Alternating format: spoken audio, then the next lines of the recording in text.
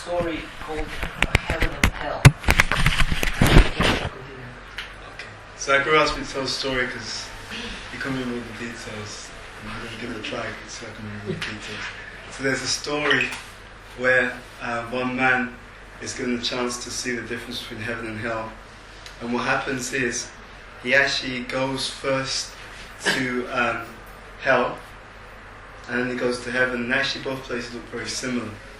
It's just that I don't see what the difference is. Both, in both places, he sees people. There's like a big banqueting hall, and it's just empty. And the guide who takes him to both places says, "Just wait till lunchtime," like that. So then he goes back to hell, and lunchtime, everyone comes around the table, and they're all sitting around the table, and there's this huge, big feast in front of everyone. And then what happens is, when the bell goes for people to eat, everyone gets out their spoon, out these huge, long spoons. So what they do is, they get the food in the spoon, like a really long spoon with like the spatula, the end bit, just then. They take the food, but because it's so long, when they're trying to feed each other, when they're trying to feed themselves, they can't get the food into their mouth because of the long, length. And so what happens is then the guide takes the guy to heaven, and in heaven, same scenario. Everyone sits down, same spoon thing. So when the bell rings, everyone gets the spoons out, and they're taking the food. But what happens in heaven is that everyone is feeding each other. Yeah, so it's the same long spoons. Everyone gets the food, same meal, same environment, but then everyone's feeding each other. So I don't know, do you want me to share the moral, or are you going to kind of you break that out? Do you want to give the moral? You don't have to explain. Okay, let's go. So that's it. That's basically it. So this story is a very good illustration of how people should work together and live together. And it can be summarized in 2 words. It's a you first attitude. Now you may say, well, I was trying to do this in my life, but people take advantage of it. I tried to do you first approach, and then they say, oh, that's very nice, so they always go first. But if people are educated, why it's good to be selfless, and if people are educated as families or teams to be selfless, to help each other, then everybody understands why it is good to have this attitude and to cultivate this attitude of you first. So the attitude of an effective team members, is that we want to help each other succeed in all areas of life. So we maybe are doing something as a team, some particular work, but we are not one-sided beings. We have many sides to our nature and our life, many aspects of our life, and it's all interrelated. Life is one indivisible whole. So like your physical health is related to your thinking, to your creativity, to your relationships, to your ability to learn, to teach, or to work. So everything is related. So therefore, when we look at the welfare of the individual, we try to look in a holistic way. That it's important that all these aspects are okay. So when we want to help each other succeed, we want to make sure that everyone is okay in all areas. Health, relationships, spiritual life, and creativity, contribution, ability to have a good vision. Every individual has a lot of potential, and in these 4 areas, these 4 main areas, people have potential, and usually what happens is that we don't use all of our potential. We are underused, or underusers. We use much less than we have. For example, you have some physical strength, and you use it for walking around, maybe cleaning, cooking, doing something at home. but you can use it much more to your advantage than to the advantage of other people. Your just simple physical strength, physical ability. You can use your physical strength to exercise more and therefore, thereby, improve your health. So that's one area where we are not using everything we have. Then, you have especially the ability of your mind. And the mind is super underused. Some studies say that we are using 3%, 10% of our brain. Some big universities have done studies. So now, of course, there is a lot of creativity teachers who are helping us, like Tony Busan, Edward de Bono, helping us to tap into that unused potential of our mind. Then spiritually, we are spiritual beings having a human experience, and spiritually we are also not using all our potential. People actually neglect, most of the people, they neglect their spiritual aspect, their spirituality. And spirituality is the core of our being. It's the essence of our being. We are in essence spiritual. So, and then also the area of relationships is also not used enough. We don't give enough love. We don't receive enough love. We are not aware that there are people in our lives who care about us. We don't take advantage of it. We don't always reciprocate or express our love, maybe due to shyness or some other reasons. So, in helping each other succeed as people, we look at these four areas. When you are okay in these four areas, you can be a wonderful team player, a team member, because you are a satisfied human being. Yesterday I heard an interview by a famous English coach, Graham Alexander. He's the author of the book called Super Coaching. And he was coaching one leader who was giving his first speech as a chief executive officer of a big insurance company. He used to be a financial director, but now he became a CEO. So they were discussing with the coach what he should say to his 150 global managers. And the coach said, I think you should speak about yourself as a human being. Not about strategy, later about strategy. And then he took the picture of his kids and his wife, he spoke about himself.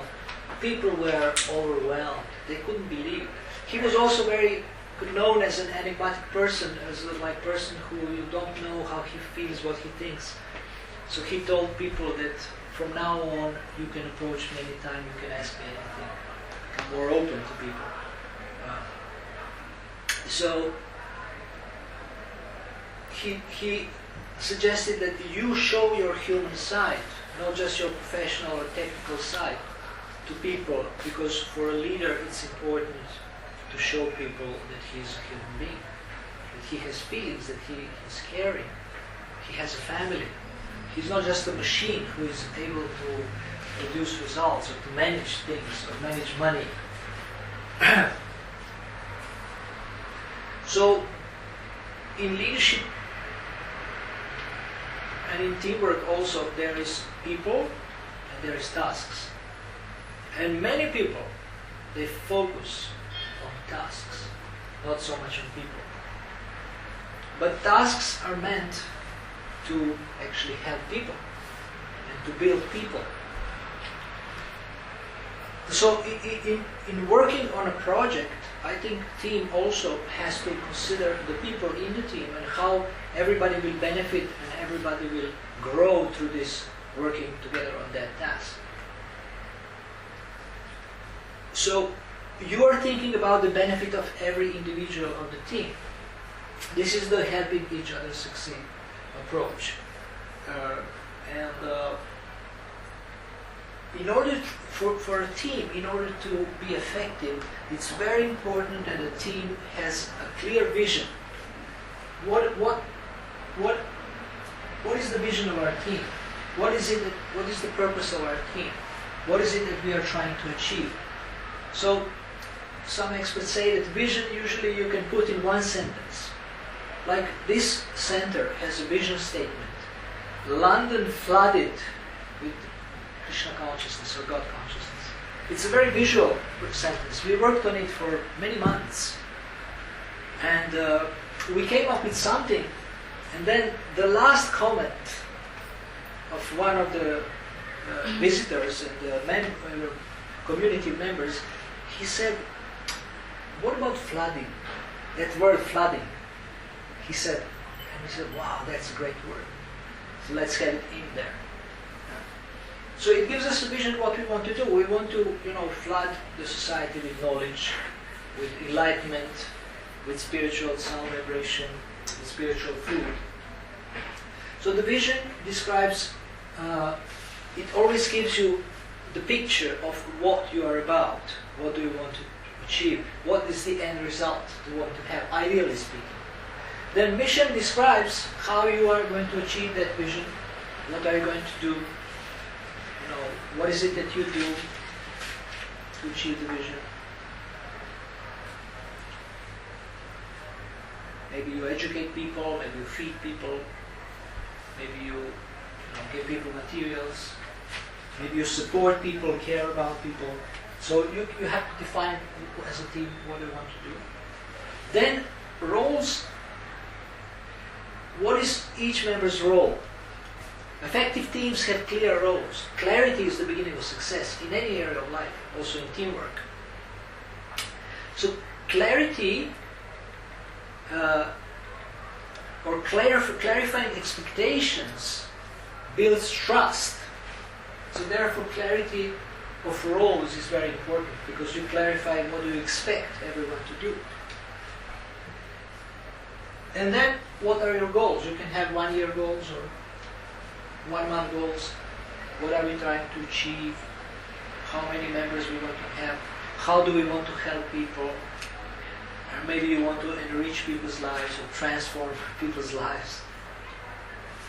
You want to help them be more happy, but not only this lifetime, beyond this lifetime. So these 4 vision, mission, roles and goals are very important guidelines for building a team. And then what happens when you cooperate, when you work together for a common goal, is that you invoke blessings. There is a story of the 10,000 brothers, Prachetas. They were doing chanting the song of Lord Shiva under the water, doing austerities. That was possible for the yogis. They can breathe under the water. So they were chanting, and Lord Vishnu or Krishna was so pleased that he came and said, "You can get any blessings." There is a famous saying in the Vedic tradition that if husband and wife don't quarrel, Lakshmi or money is always in the house. Just by husband and wife cooperating and not fighting, the wealth is attracted to the house. So also in the team, if you want to have resources and success, then cooperation and working on resolving differences is essential. There is a famous 4 phases of team development that I want to mention: forming, storming, norming, and performing. Forming is when the people gather together in a group and they start to function as a team, start to work as a team, try to work together on common projects or see what are the common interests. And then what they realize is that many of them have different ideas how things should be done, and they're different people, they have different motives, they have different goals. So this is where the storming stage is. Storming means that we have to work on these differences. And many teams actually dissolve at that stage because it's the most difficult stage, like in marriage also, storming phase. So if if you survive this stage, then you come to this stage, norming, where you set the rules of the game. This is acceptable, this is not acceptable. If some of us are not agreeing to, play by the rules of the game, then they have to leave. Then you have a group of serious members, those who are really focused on the goals and who want to grow together with the team. And then that kind of team can really perform and achieve results. So this is a very brief explanation of these 4 phases. So now the most difficult phase is storming, and there we need communication, empathic communication, deep communication, where we have to understand each other and see how to overlap the interests. So when motivation happens, motivation and empowerment happen when you have the overlap of interests. When the interests of the individual overlap with the interests of the organization, you have empowerment, and motivation can happen there. So you ask yourself, when you get a new member of the team, what's in it for them? And you define it. You define it in writing. Like in marketing, they always tell you exactly what benefits you have. Yesterday I was on a bus, and in front of me is a National Express bus. It says, if you're over 60, you travel half price. It's so clear. And I was calculating, in 7 years, I will be over 60. So I can use the half price National Express. Of course, if you buy online, it's still cheap today. So, I mean, if you look around London, you can find so many good marketing like lines and ideas and billboards where they show you exactly. It's just so clear, just to the point. You give me any kind of marketing message that you have heard or read recently that is very clear and to the point. Should have gone to Specsavers. What? Should have gone to Specsavers. Should have? You know, Specsavers adverts, where they always have like someone who's blind and bumping into someone, and like, you should have gone to Specsavers. That one. Okay. That's hilarious. Yes. Any other? McDonald's? I'm loving it. I'm loving it. Okay. I'm loving my arteries slowly clogging up with fat. Because they're quite a new one as well. New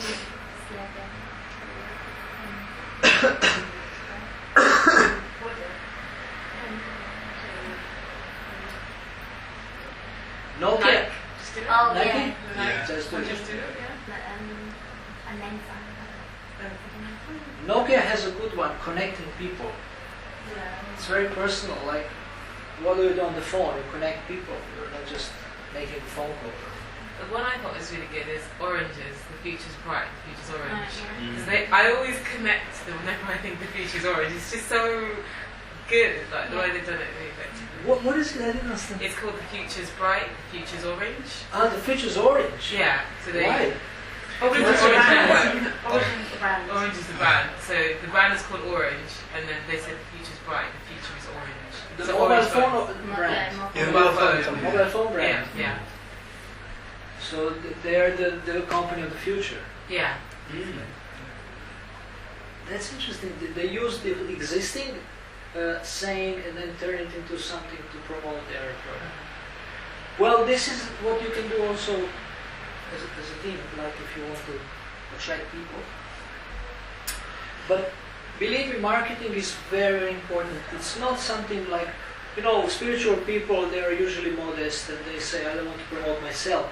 But actually you're not promoting yourself, you're promoting your services. And you're promoting something that you want to give to people.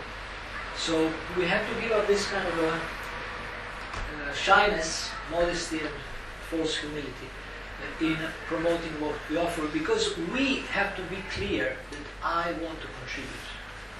I want to contribute something on this planet, and I'm not shy about it. So people have to know.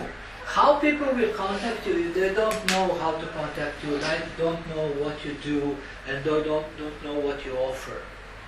So you have to be present on the internet and everywhere you can, so that people know. Of course, word of mouth is a good marketing, but then you have to work with a lot of people, so that they can tell other people about you. This is for any business, any kind of thing. So what is it that you offer that will be beneficial for people who will join you as a team?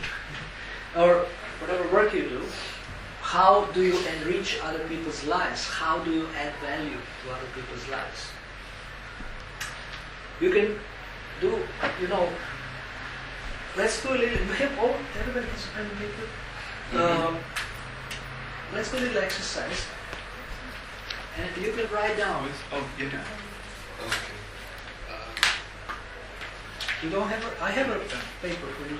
I You have paper? Mm-hmm. And then sheets. Because Michael gave me a lot of Okay, paper. that's good. You're glad, yeah. Oh, Michael has a lot of paper.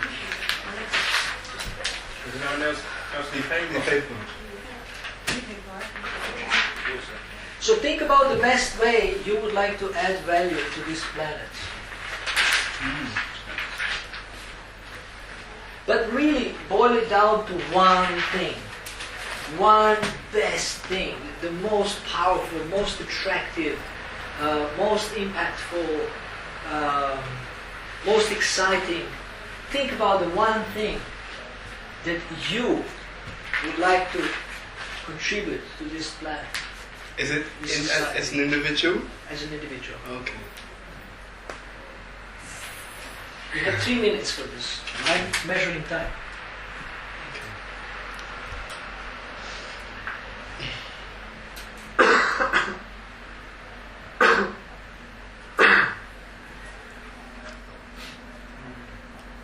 You should write down.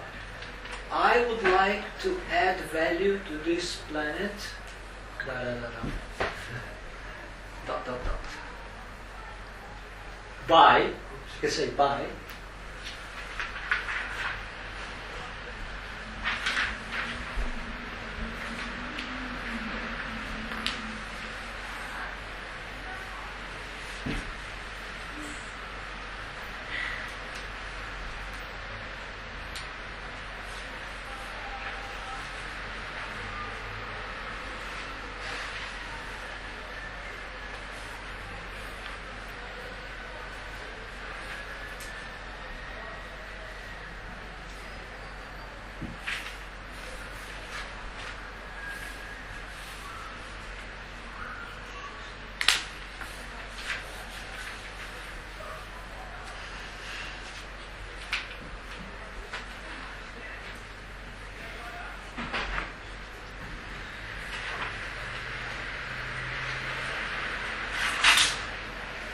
If you finish earlier, we can stop earlier, but we'll have like 1 more minute, I think.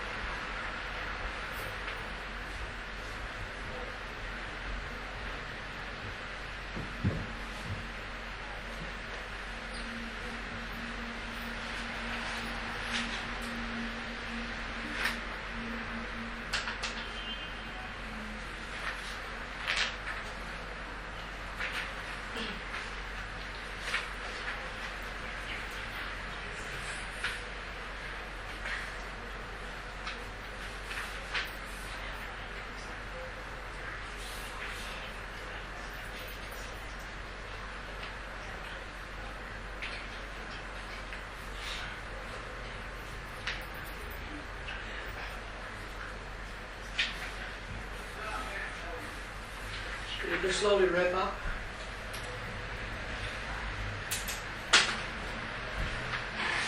It seems like everyone is finished. Hey. And, Hello. hello. Yes, quickly. Okay, so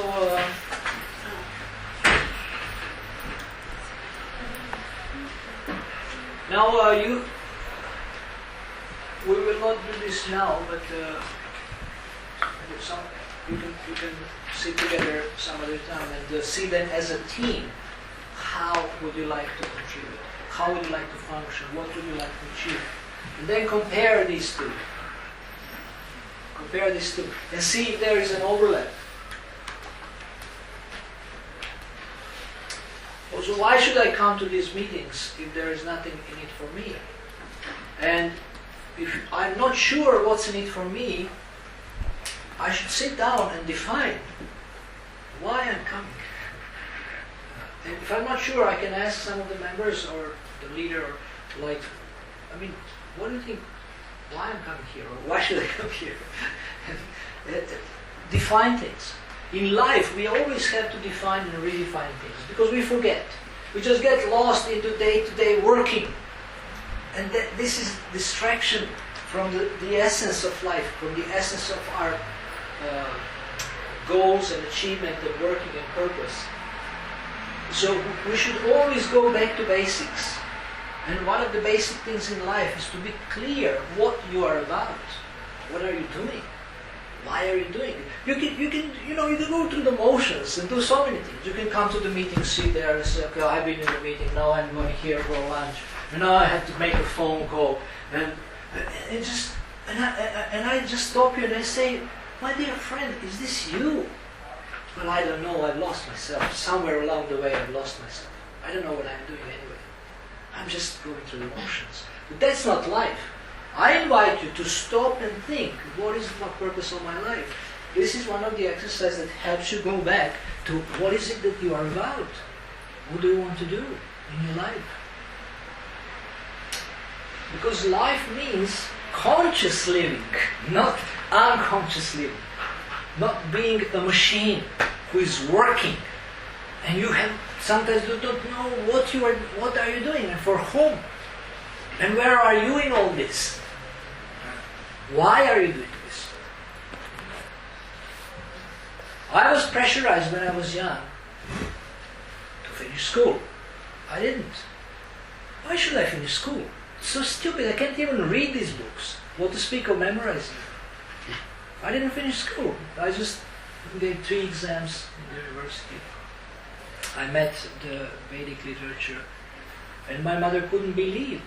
How can you sit for hours and translate these books? You couldn't sit for half an hour and read the textbooks. And I said, you know, Mom, why? Because these books are interesting. I like them. She said, okay, that makes sense. So, even no matter that you are young, but if you start now thinking deeply about your life will be of a much better quality and much more satisfying. So well, I have to get married. Why? Because my parents said so. Okay, so whom you are going to get married to? Well, they have to like him. Really? So they are going to live with him? No, but what can I do? I mean, my parents are very hard people, and they control my life, my whole life.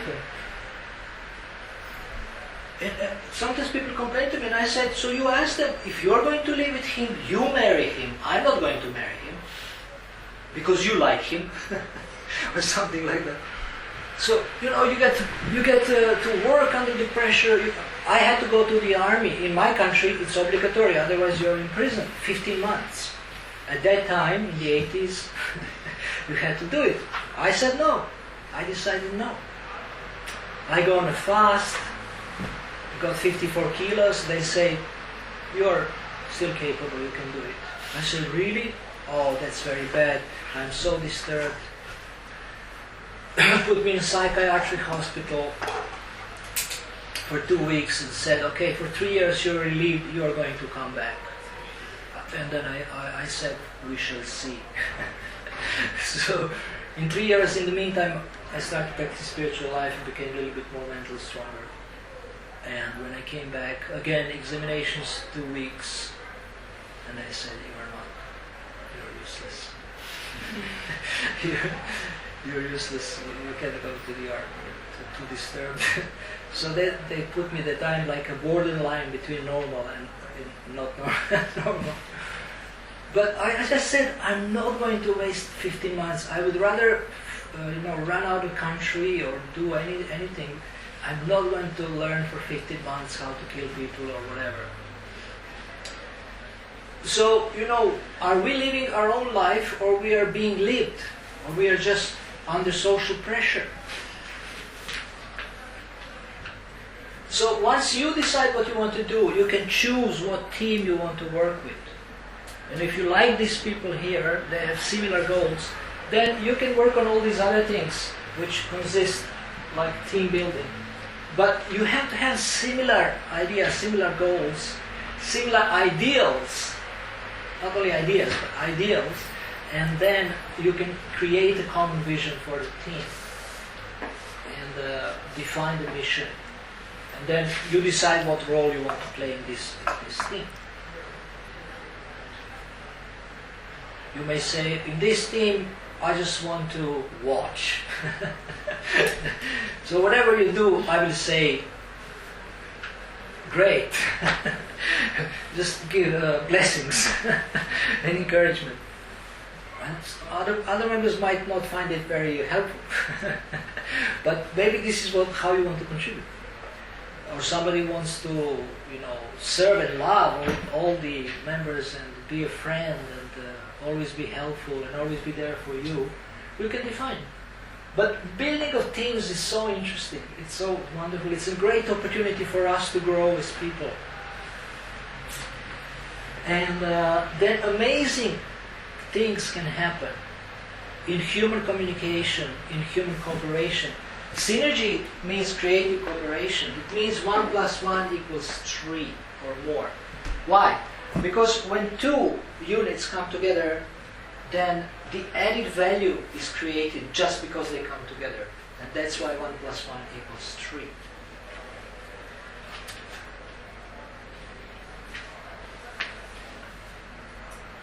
So 2 people have more brain than each one individually. It's more than 1 + 1 brain. It's more than that, because by getting together, one example of 1 + 1 = 3 is husband and wife. They get a child. That's also an example of synergy. There was 2, but now it's 3. So synergy is possible when people's communication is deep, when they communicate deeply, when they listen to each other, they understand each other's needs, they understand each other's goals, and they look for the so-called third alternative. What is the third alternative? It's an alternative that is better than both of us originally proposed. You have an idea, you say, I think this is better like this, and the other one says, I think this is better like this. So say, okay, let's communicate patiently and respectfully until we come to a solution that is better than any of us originally proposed. This is really exciting. Basically, the idea or the solution comes from above. It descends. This wonderful idea, better idea. Okay, let's say I want this window closed because I'm always cold, and Kundalata wants this open because she's always hot. So how do we work synergistically on finding the best solution? My proposal is keep it open to the max. Her proposal, closed. Her proposal is keep it open to the max. So we can go for a compromise, but compromise is the lowest form of win-win.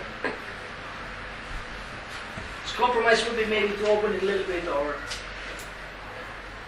So what do you think, how can we find a synergistic solution, creative solution that would be better than each of us originally proposed?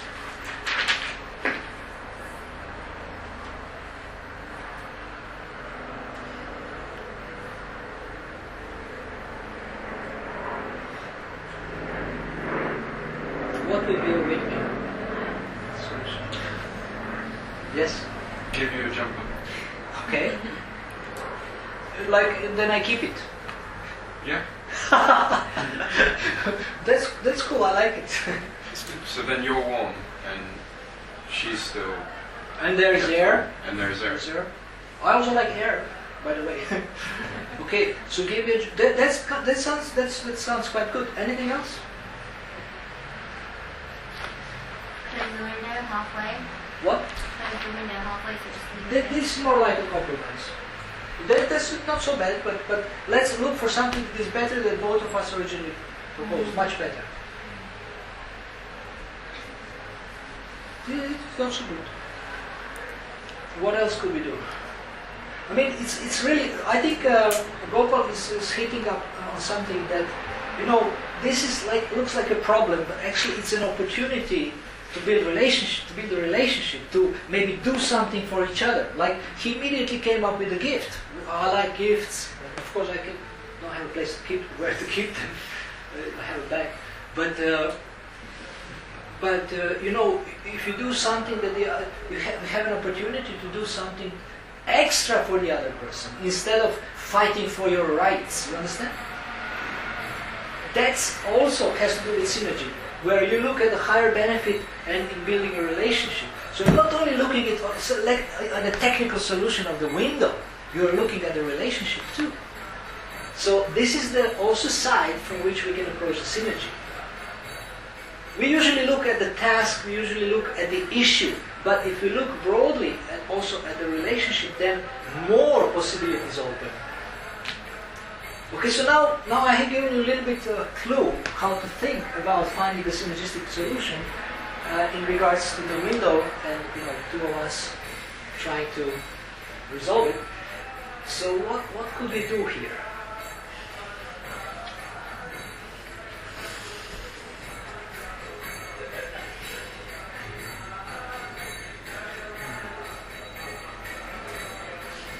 Stand you next to a radiator. Huh? Put you next to a radiator. Okay, that's very friendly, very cuddly, or something. Get me like a huge coat. A hot water bottle. Hot water bottle also. I mean, it's nice because, you know, if she proposes this, I'm thinking, oh my goodness, she cares so much about my kidneys. So, you know, I really appreciate that. So maybe I should also do some favor for her. I think how to please her. Okay, so put her next to the radiator, give her a hot water bottle. What else we can do? Get you a hot drink. Get you a hot drink, exactly. Well, it has to be raw food. Yeah, Raw hot drink. I don't know how to do it. Please get put it in the sun. Give you a woolly hat. Get your hat. Or maybe get oxygen bottle for Kudalata. Then she doesn't need to open the window. Maybe not to park. So you understand there is more solutions, and we can look for we can be more creative to trying to find a solution. Maybe we can go to some other room which is ventilated better, but it's still warm. Maybe the next door room is exactly like this. We have to broaden our perspective, but we want to help each other be satisfied, and we are going for a solution that will be pleasing to both of us even more than before. So the whole attitude is different. That it's not competition. It's not who is going to win, but let's try to help each other succeed. So this is the spirit of synergy.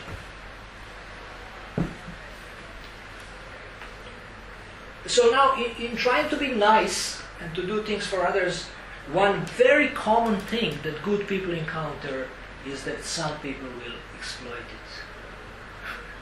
Some people will misuse it. I believe that most of you have experienced that. How many of you have experienced this? Everyone. Yeah, that happens with good people. So, what do we do in such a situation? What do you usually do? What is your strategy?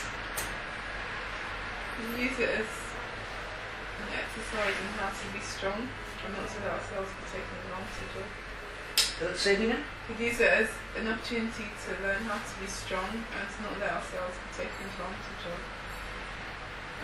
Be strong and not let someone else take advantage of us, so develop some kind of strategy. but do you allow them to take advantage of you or not? Sometimes, yes, sometimes no. Okay. When do you do, when do you not?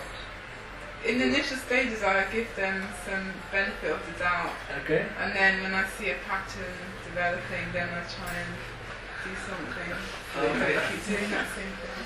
Yeah. So then at some point you have to stop them. Because it's not good also, it's not good for them to do this. Even if you may practice tolerance, but at some point you say, well, this is not right. They're breaking the law of the universe. They're breaking the law of God. So it's not good for them in the ultimate issue to exploit you, to exploit your kindness, your goodness, your goodwill. But in a team, usually there shouldn't be this exploitation, but should be this desire to go the extra mile. It is said that there are no traffic jams on the extra mile. What does it mean?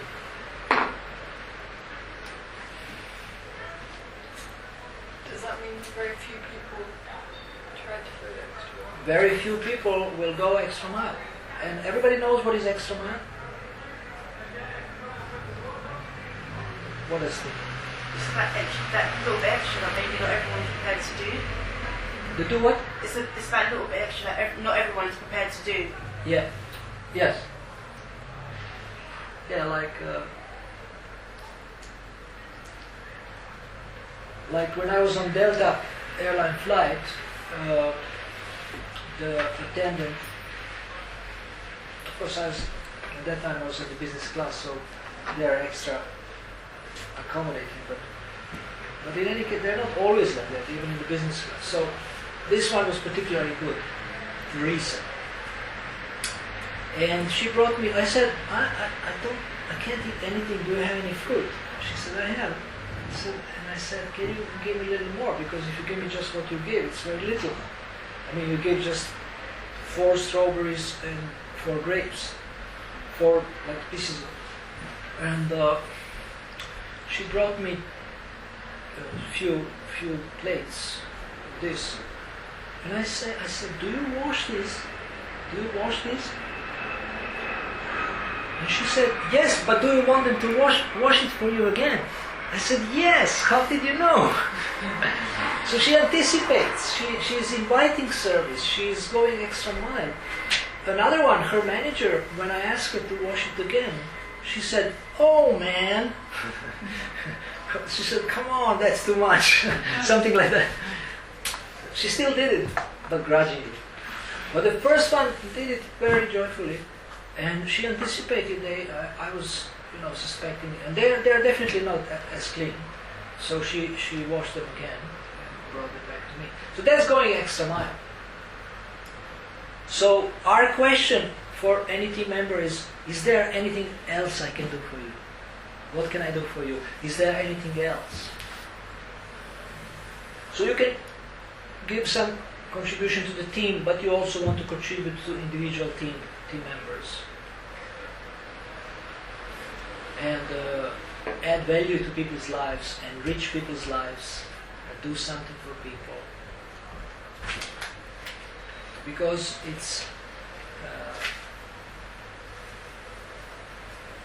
it is in line with the laws of goodness, with spiritual principles. And also, one thing about doing good to others is that it's good for you. Whether you see it or not right now. The most selfish thing you can do is to become selfless. Because you benefit the most. You don't know how much other people will benefit from your selflessness and your giving, but you benefit. It's confirmed everywhere in all the Holy Scriptures and from all the experts. Still, people are afraid to give. So one principle that is very powerful in working together in any environment, any team, including the family, is unconditional giving. If you become a parent, if you become a father or a mother, you will be forced to give unconditionally, because to your children you are giving, you have no idea whether they will return anything or not. When you grow old, they might put you in old age home, forget about you, you don't know, but you will love them, you are attached to them, and you are giving so much money and attention, service, unconditional giving. But someone who is wise, he gives unconditionally, knowing that the higher laws of the universe or of God are satisfied, that higher authorities are pleased, and he feels inner satisfaction because of this giving, and he doesn't even need reciprocation. We have all experienced how people are ungrateful. We do something for them, and then they're ungrateful. And then we feel very bad, like victimized or whatever. But actually, you don't have to feel like that. If you are giving, you're already satisfied. If they reciprocate, that's a bonus. But you already have gotten your reward. So especially people you are attached to, you expect them to reciprocate. Your close ones. And then if they don't reciprocate, you are very hurt. But if your consciousness is higher, then just by giving you gain so much, because you like to give. There is a book called The Power of Giving, written by a Muslim and a Christian. A Muslim, like a mystic, Sufi. They wrote it together, and they gave many examples of giving. I have the book electronically, I can send it to you. The Power of Giving. So, giving in helping each other succeed, to give something to each other, enrich each other's lives. And then, if people in a team like each other, care about each other, in all the areas, 4 areas that we mentioned, body, mind, heart, and spirit, then other people will be attracted to come and to stay. And they will see, these people care about each other, so I would like to join them. So what is most attractive is love, affection, and care. And there is a saying, I don't care how much you know until I know how much you care. So you can know so much, but if you don't care, people will not listen to you very much. You can have perfect knowledge. So these are some of the principles. I don't want to overwhelm you with too much information. These are some of the principles of teamwork, team building, and one more thing we're going to do is feed forward. But before that, do you have any comments or questions on these issues? So can you remind me of what Tacitus is? What? Tacitus. Prachetas. Prachetas, yes. Yeah. Prachetas. Yeah. What purpose does that serve in team building?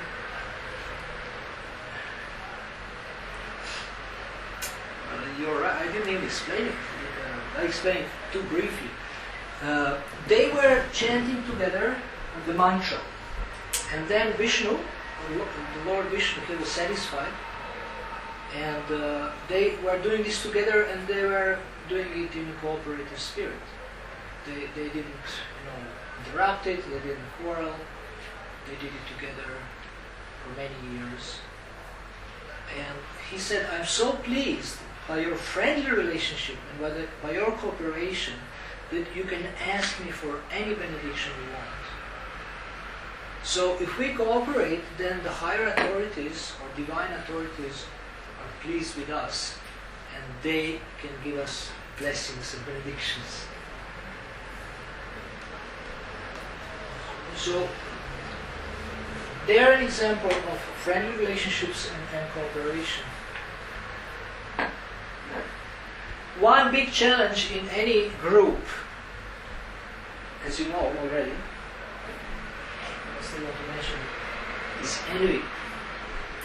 So in the Srimad Bhagavatam, a big spiritual encyclopedia from the East, there is a verse that describes, there is a prayer by one 5-year-old boy who was also a saint, and he was also a king, Prahlad Maharaj. He said, may all the envious living entities in this universe be pacified. And may they engage in spiritual life, in bhakti yoga, serving the Lord. Because by engaging in devotional service, they will think of each other's welfare. They will think of each other's welfare. So if you think about, what do you think throughout the day about? Do you think about yourself? What are you going to eat next? What movie are you going to watch? What book are you going to read? What money are you going to make? Or you are thinking of the welfare of others, people who you love or people who you don't love. What can I do for others? Now, in order to help others, this I didn't mention, I want to mention it before the exercise. Before helping others, we have to help ourselves. We have to take care of ourselves. You are responsible for your own happiness, for your own health, for your own peace of mind. And if you learn how to take care of yourself, it will be much easier to take care of others. First of all, you can teach them how to take care of themselves, but you can also take care of themselves without feeling exhausted, without feeling overwhelmed by their problems. So private victory precedes public victory. Personal victory precedes interpersonal victory. And personal victory means that you take care of yourself in these 4 areas: body, mind, heart, and spirit. And you also are clear about your goals, about your roles, about your mission. You know what are your priorities, and you have integrity, which means that you practice what you preach. You are acting in line with your values, with your principles. And you are happy, you're in peace with your own self. You are your own friend. You're your own best friend. You control your mind. Then you can help others. When you have your own inner peace. And this is possible when you have the spiritual connection, strong connection. This is why we are chanting and meditating and reading the spiritual philosophy, because it gives us so much insight and wisdom and peace. So private victory, working on yourself, and then you can help others. I want to give you a tip, which is also described in my blog. It's a very common question, especially with good people. Many good people who help others, they ask me this question. I try to help others, but I get overwhelmed by their problems. They become a burden for me. And I don't know what to do. Emotionally, sometimes even physical pain they feel. So some people don't have that problem. They are already strong and they don't get overwhelmed by other people's problems. It doesn't mean they don't feel. They feel. They're sympathize and empathize. But at the same time, they're not overwhelmed. It doesn't become a burden for them. They somehow know how to do it.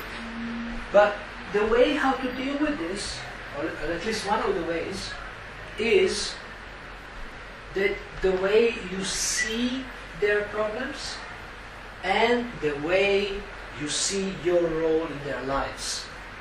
So the way you see their problems and the way you see your role in their lives, in the lives of the people that you are helping. Whoever it is, it may be your brother, it may be your friend, it may be your parent, it may be your child. It doesn't matter. Anybody.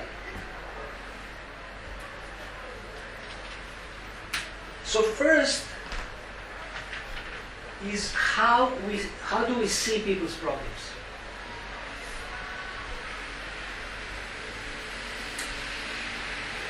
People's problems are not in their lives by accident. They are given to them not to kill them or to discourage them, but to help them become stronger and to learn something. So this is also related to your role. If you see it like this, okay, they have problems which are meant actually to help. These problems are opportunities. They can use these problems to grow, to become stronger. And you as a helper, your role is to help them make sense out of it. To help them understand how this problem will help me grow. What are the hidden opportunities? What is the blessing in disguise there? What are the hidden opportunities in this problem for me to grow, to learn, to become stronger, to take a challenge, to develop mental muscles, to develop emotional muscles. And then you become like a coach, not like a friend who is just sympathizing, but you become somebody who is making the most out of the situation. So every problem is an opportunity. If you see problems as opportunities in your own life, you can teach others to do the same. So I work with so many people who come, they're even pious people, they even know about God. Sometimes they're really confused. They don't even understand, why is God allowing, why is God giving me this, why is God giving me that? And I don't deserve it, it's not fair. People are confused. So you can help people by helping them get free from confusion, helping them understand what is really happening. Of course, you have to be able to understand this yourself through the eyes or through the understanding of higher knowledge, like Bhagavad Gita. If you're not confused about why bad things happen to a good guy like you, then you will not be confused about why bad things happen to other good guys like you. Or people who think that they're wonderful or something. Many people are confused. The whole atmosphere of the material energy is to confuse us. Completely confuse us. But if you have knowledge, if you have higher knowledge, and you practice some self-discipline, then you don't have to be confused. But this is a big issue. If you have any team or any team member, there will be people who are confused. For example, people are confused about what is this team doing actually. So if you understand what the team is doing, you can explain to them, well, this is what we are doing, or do you like this? Oh, I'm not sure, maybe I don't belong here. Or I really like it, I want to get into it more deeper. So private victory, public victory, and helping others,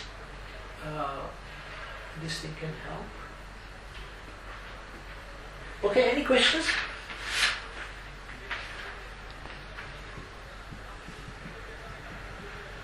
Yeah.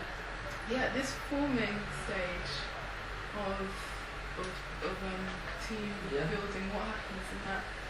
People get together, get to know each other a little bit, and see. So it's forming relationships. Yeah. Forming relationships, forming common vision and mission, defining the mission of the team. I mean, starting to discuss it. I mean, the real defining of the mission will be done in the norming stage, I think. But forming is where, some people will see that actually I just came here by mistake or something like that. Maybe also in the storming stage, the motives of the members will be tested quite strongly. Why did you come here? What is your motive?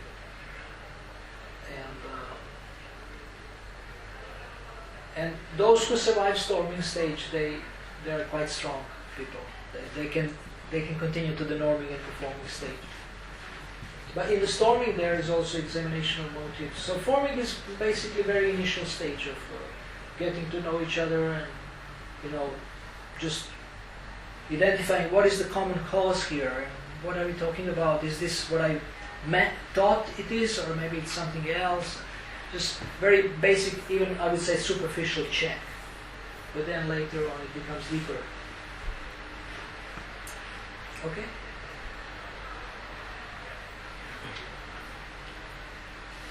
Is that okay, B? Yeah. No. Thank you. Yes? How do you explain problems or opportunities without sounding too ruthless or sort of unfriendly? How do you explain That's to a good people that question. have problems in their life or just actually? I don't even explain it. I just ask them what this problem is an opportunity for. So these make a shift in their thinking. So they say, I don't know what it is an opportunity for. I never thought about it from that angle. I said, so now you can think about it from that angle. And I repeat it again, what this problem is an opportunity for. Well, let's do a little exercise. Let me tell you, give me a problem.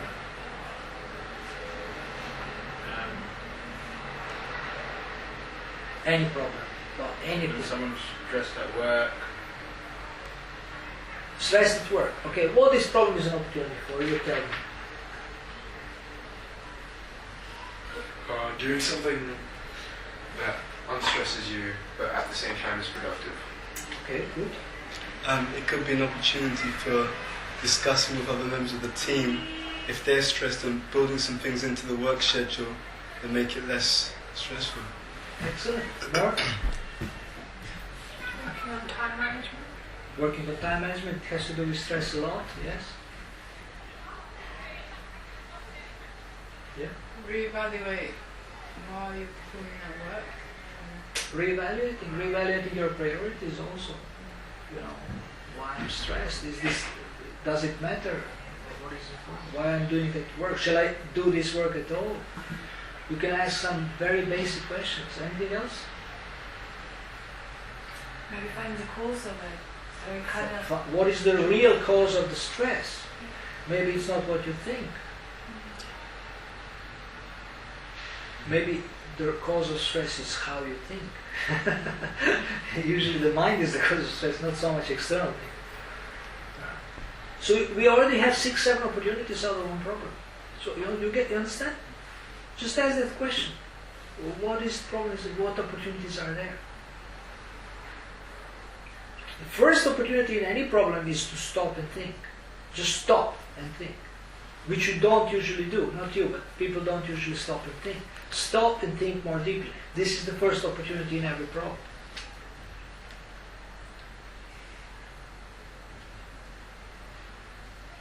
Second opportunity, I would say, is reconnect with what is the best in you.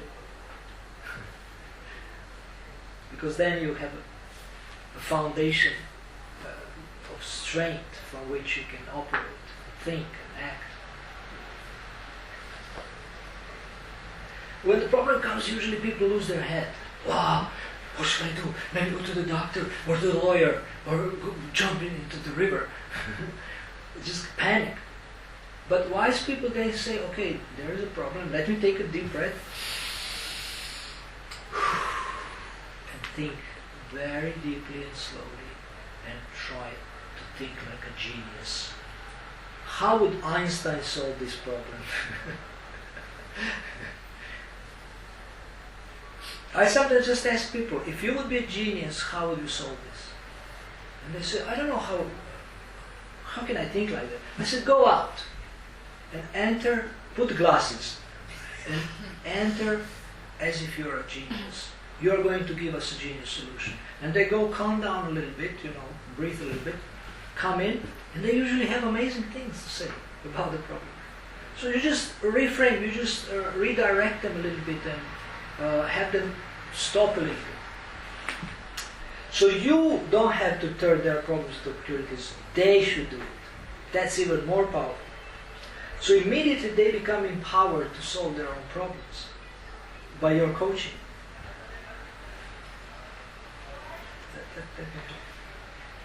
Okay? Anything else? Can you say something on, like, well, you given some examples of different kinds of questions. So could you say something on the power of questions and how that can help us to kind of bring out the best in each other? Because you talk about helping each other succeed. Right. Well, questions, thank you so much for bringing this up. And can you give some examples of questions as well? Like questions that will really bring out the best. Okay. You? No, just you. Can you? Questions that bring out the best in people.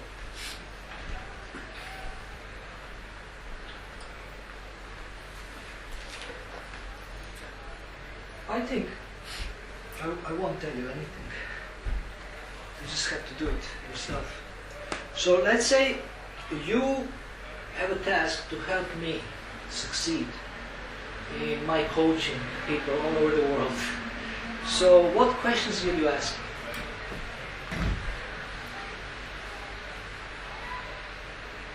What kind of questions will you ask me that will bring out the best in me as a coach? What inspires you to do it? Huh? What inspires you? What inspires you to do it, okay?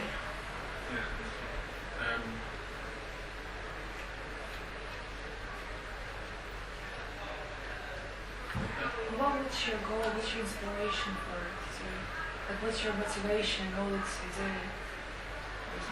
What is your goal, motivation, inspiration for coaching people? Yeah, the purpose in life, like why are you? The purpose in life. Yeah.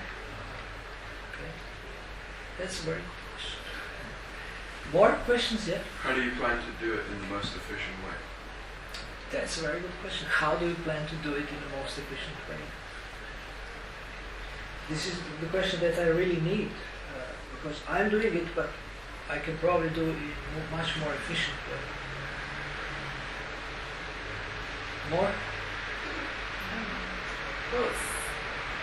What's the best way you can use your time to achieve your goals? What's the best way you can use your time to achieve your goals? These are like very common sense, classical questions, but they're still relevant for each and every one of us. These are very basic questions, very classical questions. But we need to ask them again and again. What do we want? What are you going to do about it, and when? What is the deadline? So, before you do anything, you should do Q-storming, which means finding the best questions. When you have best questions, you will have better answers, or best answers. Einstein said, if I would have 1 hour to solve a problem that my life would depend on, I would spend 55 minutes looking for the best questions and solve it in 5 minutes. And Einstein was a genius. So when he says something like this, it's not just not just lip service. It's something profound. So the quality of the questions we ask actually influences the quality of our lives. So instead of asking why others are not perfect, we can ask what?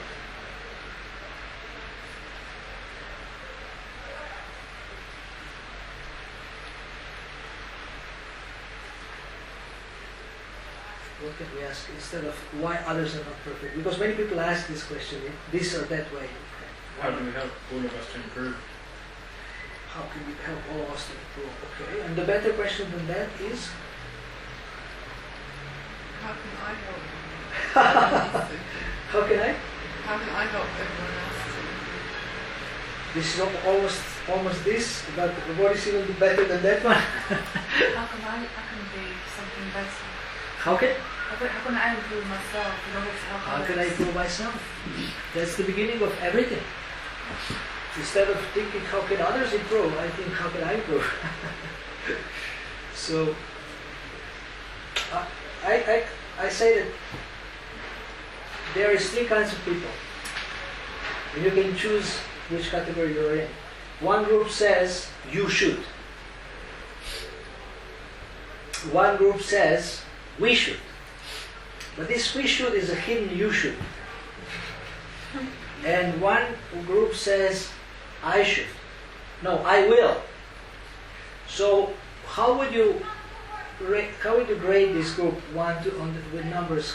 Which numbers would you ascribe, like 1, 2, 3, to these three groups? Which group is number 3? Huh? You should. Number 2? We should. We should. And number 1? I will. Not this first class. I will is first class. There is a saying, if it's to be, it's up to me. I am responsible. So if every member of the team takes responsibility, then you will have a responsible team. But if you blame each other, imagine if you would have a principle of a team like this. Whatever goes right, it's your credit. Whatever goes wrong here, it's my fault. Imagine if every member would have this attitude. What kind of a team this would be. It sounds a little bit utopian. It's a little bit extreme. But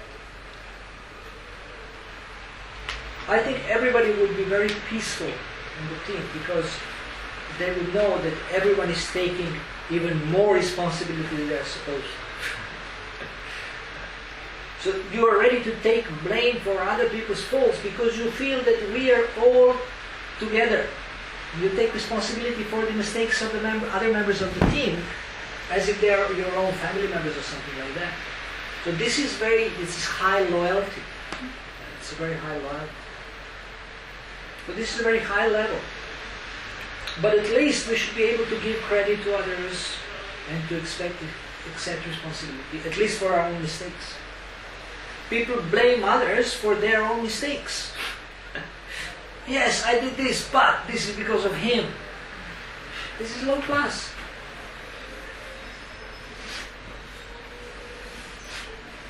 So you can think about what questions. I have a book called not my book, but one lady, Change Your Questions, Change Your Life. And I sent to Jack Montoya, I sent him a choice map, and with the Bhavana Prabhu has it also. You can get it. This is a very nice tool for having learner questions instead of judger questions. And you can use this mode of goodness or goodness questions when you are thinking about the team and the work of the team. So questions are really crucial.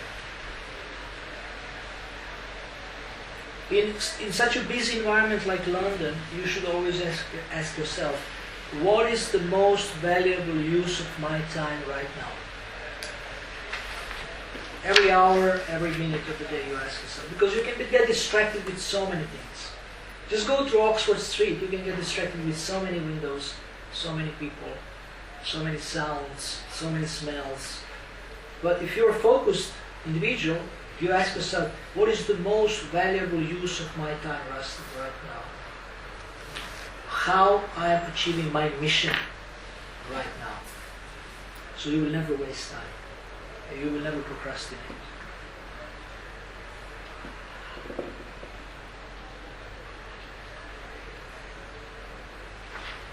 So if team is consisted of powerful, self-control, self-discipline, focused individuals, this team can perform. Also dedicated to work together and to appreciate the differences, then,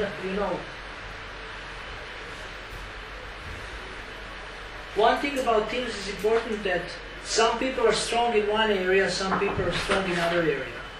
So, by your strengths, I just spoke about you. Come and sit down. We just spoke about you. Thank you. Just 2 minutes ago. Yeah? Yeah, we spoke about the choice map. Ah. The choice map. So, Check. why it is good to have variety in a team? Because some people are strong in one area, in another area. So strengths of some people compensate for the weaknesses of others, and vice versa. So therefore, we appreciate these differences. Somebody is good in singing, somebody is good in cooking, somebody is good in speaking, and we like help each other compensate if we want to achieve something. Okay. Any other comments or questions?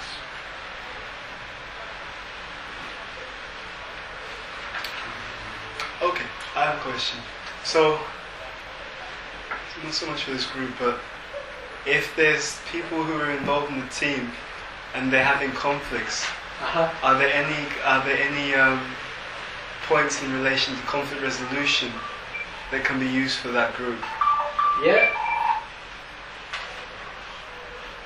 You can use it in this group also. Yeah. Because in every group, sometimes there is a conflict or tension.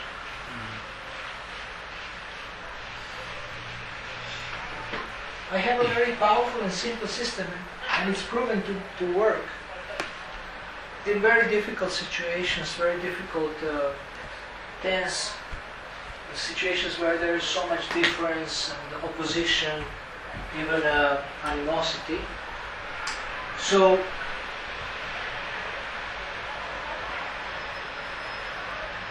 it's called Indian talking stick.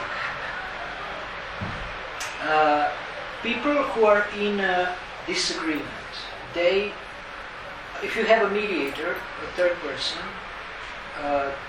he or she makes sure that you follow the rules of the process. And the rules are as follows. Like, you hold a stick, you hold a pen, as let's say it's a stick. Indian talking stick means American Indians, they have this system. I speak and you listen. And you don't get a stick. Stick means you have a right to speak. So you don't get a stick until you repeat to my satisfaction. You repeat content and emotion that I expressed. Content and emotion. And when I'm satisfied, you get a stick and you can speak. And I have to do the same. So this forces both of us to communicate deeply and respectfully. If I repeat to you what you have told me, it doesn't mean that I have to agree. It's just that I show that I have listened attentively and that I understand it. Is that clear? So this system forces deep communication. Because one of the biggest causes of conflict is that there is no communication. Somebody said the greatest enemy of communication is the illusion of it. Illusion that the communication is taking place. But this system ensures first respectful communication. Now the next step. We agree that we will communicate until we come to a solution that is better than both of us originally proposed. So with the first system of communication, which is respectful, patient, and attentive, you ensure quality communication, and then we are going to communicate until we come to a solution that is a third alternative. This is mine, this is yours.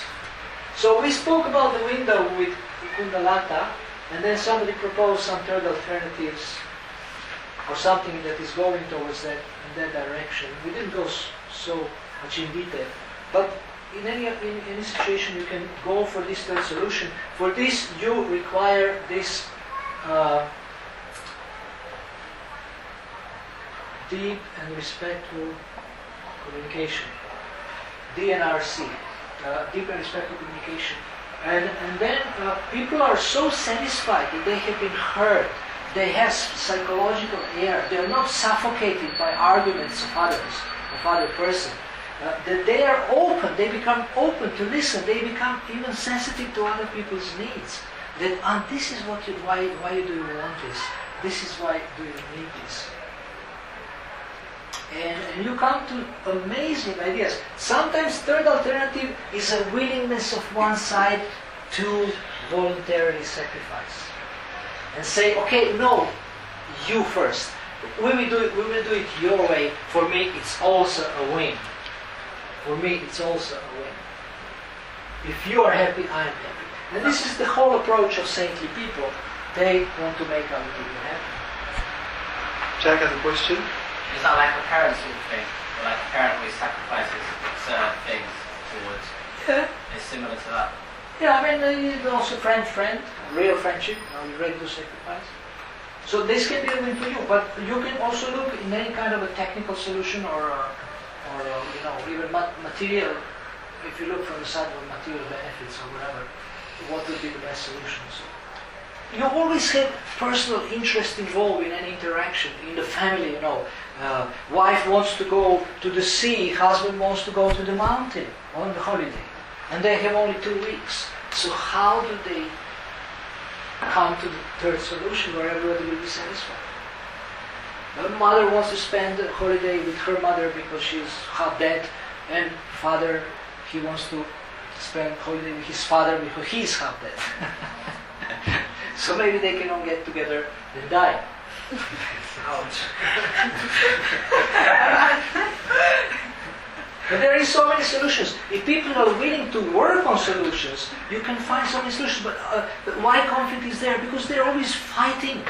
Just fighting for my rights, fighting to prove that I'm right, and to win. I have to win. I have an irresistible need to win. But in this way, you want everyone to win. And then it's not so difficult to find solutions to conflicts and problems. Does this make sense? So, first, stick. I speak, you listen. You repeat, I say, yes, that's what you mean. Or no. Then, okay, let's speak again. Let's say you ask me, Akura, would you like a pizza? And I say, okay. So content is yes, but the emotion is no. Not really. Because I'm wrong. So I want maybe if it's a raw pizza baked in the sun, would be nice, but it's usually in England it's raining now. It will be a wet pizza before it's baked. So it wouldn't work. Yeah. So you listen to both content and emotion, and you show people that you have been listening, you understand. And it's so hard because you always want to make your point. You can't wait until you are able to make your point. You say, yes it is, but I have to say something. And then they say, you didn't even listen to me. If you patiently listen, repeat, they see that they have space in your heart. And then it's really decreases tension. So looking for the best alternative, which is better than both of us originally proposed. I would say you can say this is a divine solution. Divine solution. Because God always has better solutions that we conditioned souls have. So, but we don't ask Him, we don't look for this, we don't try to find these better solutions. And there is always higher intelligence, we don't tap into it. But I'm recommending us to practice this. It doesn't come overnight. Okay. Yeah. Okay, so we have something else to do. This is feet forward exercise. It's a very nice exercise. Do you have any other comment before or question? Yeah. What's that thing called? The bit that goes up? This is a triangle. As the third thing. What's it called? This is actually synergy. Synergy. Third alternative. Third alternative. Third alternative. Did you say synergy meant something like concise, like something really? This is a solution that is better than both of us originally proposed. What do you mean by concise?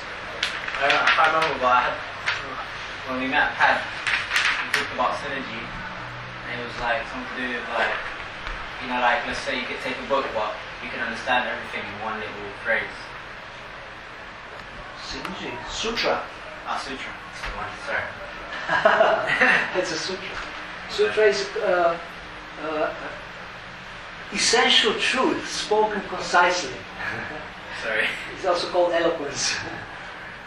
Synergy is a creative cooperation. This is synergy. When you work, this is actually you solve conflicts by solving conflicts. Resolving conflicts in this way, you get to synergy. It's really exciting. You see, we have a free will. I don't want to impose on your free will, but if we can discuss, and we can come up with something that you're also happy with, that's the best. I can trick you into something. Maybe you can trick me. Depends who is smarter. But it's better that we agree together that, okay, this sounds reasonable to me, this sounds attractive to me, and let's go for it. Or at least let's give it a try. So that's why teamwork becomes exciting if you know these principles and have these tools, how to communicate and how to work. But the underlying foundation of all this is respect, goodwill, love, health, helping each other succeed. I want you to be happy. How can I contribute to your happiness? I can give you money, I can give you food, I can give you clothes, I can listen to you, I can give you success tools, I can give you books, I can cook for you raw food, whatever. I can give you a picture, yes? What if I try and have this consciousness of, I want to, I don't know, if for example in a conflict, you want everyone to be happy and reach a conclusion they're satisfied with. The person you're talking to wants a conclusion that they're satisfied with, then how do you move forward? So you're trying to think of someone else, but they're trying to think of themselves. So how do you reach the... If they're selfish. Yeah, they're selfish and trying to be selfish. But you teach them the principle of win-win. Win-win means that everybody wins. Everybody's satisfied. But still you're not a loser. I think you're practicing the principle of synergy. I mean, they have to understand the principle first and the benefits for both sides. So I think some people aren't prepared to do that. Some people just hear something new and just don't want to hear it. That's kind of hard.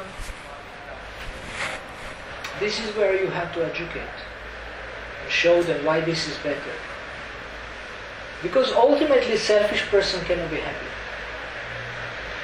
It's just the law of the universe doesn't allow you to be happy if you're selfish. You just become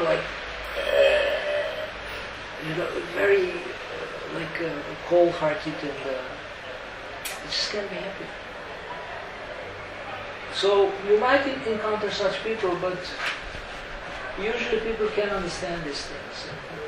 Sometimes they might be selfish for some time, but then understand that it does make sense actually.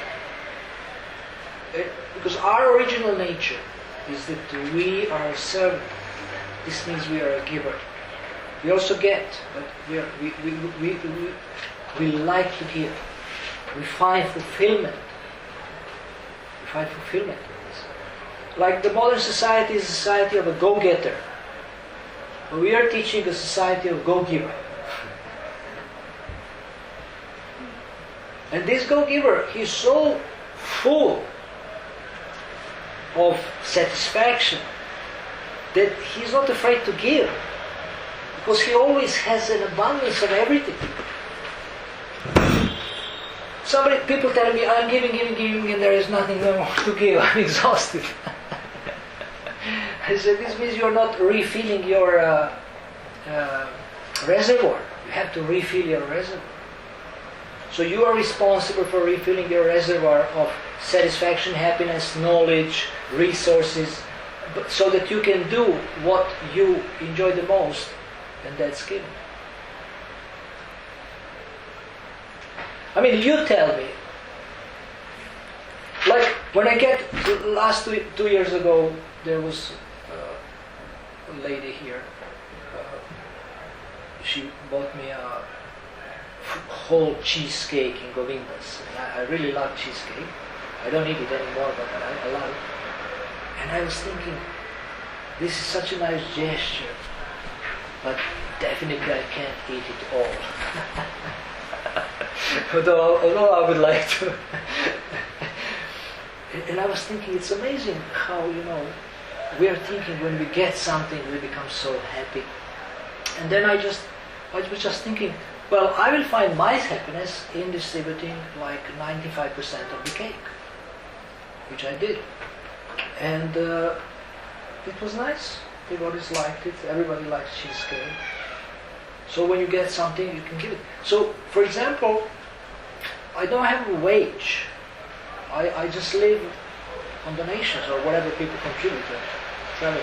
And then one of my principles is whenever I get something, I immediately give something in charity. If I get a donation, I give some donation. If I get a gift, I give either some other thing that I have or maybe that very gift I get, I might give it to somebody else. So whenever we get something, we can also give something. But if you want to be a giver, the universe or God will supply you unlimitedly. You can get so much. I mean, look at the charity people. They never lack resources because they're always giving. And this is on the material platform. What to speak if you get into the spiritual realm of giving. So you're never a loser when you give. But also you cannot be naive if people are really, if people are exploitive or nasty, then you have to balance. But sometimes people are like this because they have been, they don't have an experience of having something to give, so they need to get something in order to be able to start giving. And then that's why they are greedy or selfish. So maybe you have to give them for some time without expecting them to give anything. Like sometimes people, small children, I mean, they didn't have time to possess anything. They said, you should give to the neighbor and things like that. Just let me breathe first, then I can give, You can't expect a 3-year-old child to immediately share all her toys. And she didn't even have time to possess all these Barbies or puppets. Just let her have it, and then later she can start giving. She's too small. But because, what will neighbors say, they push children too early. You can't do that. Okay? So, is this okay about the conflicts? Okay, so feed forward is a process that is very simple. And I will request you, there's 2, 4, 6, 8, 9, 6, 8. No, it's a 2, 4, 6, 8, 10. 10 of you. So I will request you to work in pairs. We have pairs. You can choose your partner. And the exercise is that you ask your partner, and there will be vice versa. You choose one area that you want to improve in your life. One area that you would improve in, it will make a huge positive difference in your life. It may be self-discipline, it may be diet, it may be exercise, it may be relationships with people, whatever. So you choose one area, or relationship with a particular person, and then ask your partner, can you give me 2 suggestions? How can I improve in that area? Now, that's not all. Because my request is that when you get these suggestions, you say thank you, and then say, I'm going to report to you in 7 days what I have done. In this way, you have a homework to do, and hopefully you will make progress through this exercise. But you can continue doing this with anybody else. For example, you can approach your parents and say, how can I be a better daughter or a son? You can approach your brother and say, how can I be better? Give me 1 or 2 ideas. And then follow up. And then do something about it. And let them give you feedback later. How are you doing? Are you improving? This is very simple, but it builds relationships. It builds you. It helps you work on yourself. It shows other people how serious you are about the relationship or about your own improvement. There are so many benefits of this before. So is that clear how it works? Or any question? Yeah. It's clear? Okay, so find a partner. And think about the area. So we already have. Let's discuss it. Okay,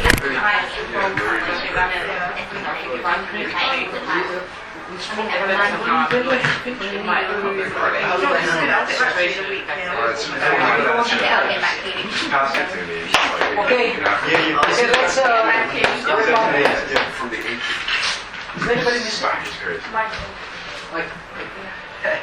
Okay, so let's see what happened in this. You can tell me what was your experience in listening to the suggestions and giving suggestions for the future about the area that you would like to improve. So who would like to share?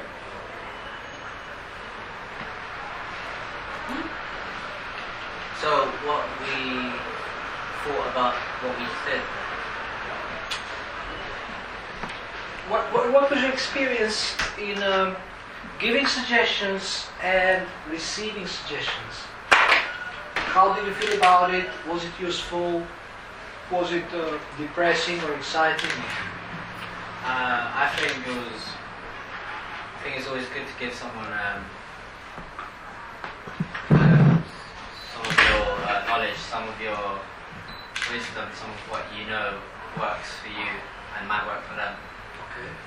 And I think in turn that if they truly feel that you're being what do you call it, like not fake with your sincerity, I think they also feel very desperate to want to help you as well. So I think it was a good exercise. Did anyone made a mistake and ask the partner what would they think would help them the most? Nobody? Instead of giving your suggestion, did you ask maybe first, like, what do you think would help you the most? Yeah, I did that. You did that? Yeah. Oh, excellent. If I would have a sweet, I would give you a sweet. Because this is coaching. Coach always asks you first what you think. Asks you to think, induces you to think yourself, to find your own solutions. Excellent. Okay, anyone else?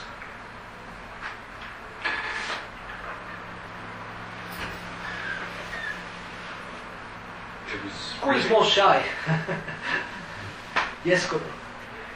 It was eye-opening because people don't, when they say great minds think alike, that's just not true, because people always see things from different angles, and even though you may have thought that even though you may think you've thought of one problem in every possible way, you always be able to ask someone, and they'll come out with a solution that you'd never even fathomed to be possible. Yeah, exactly. And that's what's really good about just teamwork and working with other people, because together everybody achieves more.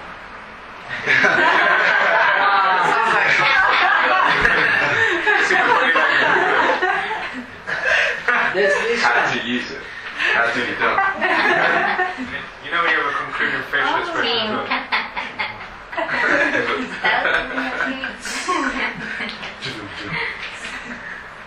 So this is a very, very wonderful point, that you can always get a new angle, a new insight, some new idea. Sometimes when we do brainstorming with people, when we stretch it, like we say, okay, come up with 20 ideas, then say, well, let's do 5 more. Sometimes the very last idea is the best. You just don't have any more ideas, and I'm thinking, what else can I say? And then you somehow get some divine inspiration, and then you get the best idea. So it pays off to stretch yourself and to ask many people. Sometimes children can give you amazing insights and amazing ideas if you just ask them. So the Bible says, ask and you shall receive. And the habit of asking is a very, very, not only of yourself, but you ask others. Yes? I once heard that supposedly children are the best abstract thinkers in the world. Like, you can tell them how would you use a paperclip, and they can come up with like things like, I'd use a paperclip to get to the moon, because you just said a paperclip. You didn't specify how big the paperclip was. And like, kids are like supposedly able to give you the best insights on abstract propositions and just like things that you wouldn't usually do. Mm-hmm. So we can ask children more. Anybody who have kids?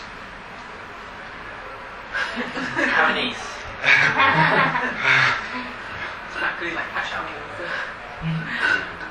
So you can ask her. You can ask her and report to the team some ideas. But you can ask some ideas about the team. She's only 1 and 3 months, so but I will when she's 3 months old. 1 year and 3 months. Okay, so she can speak. Answer. She can probably like go. No.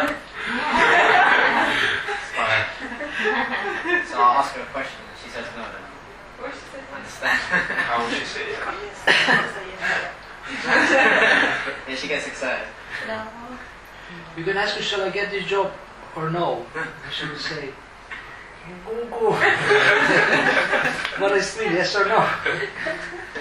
No. Did you have your hand up or? No.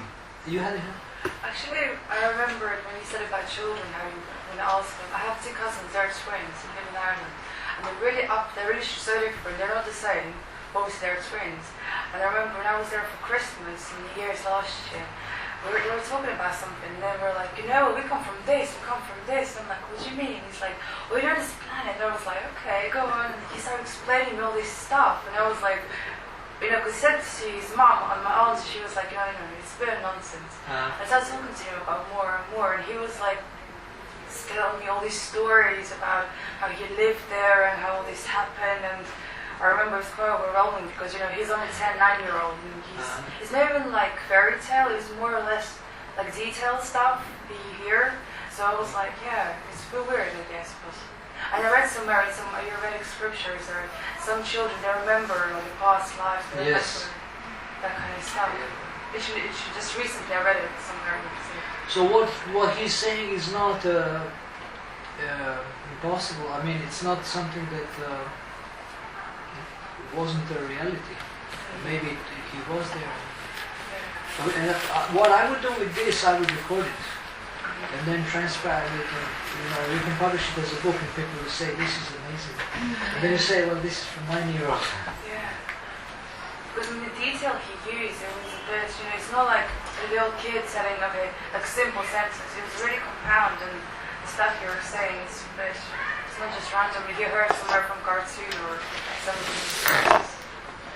This also speaks about you.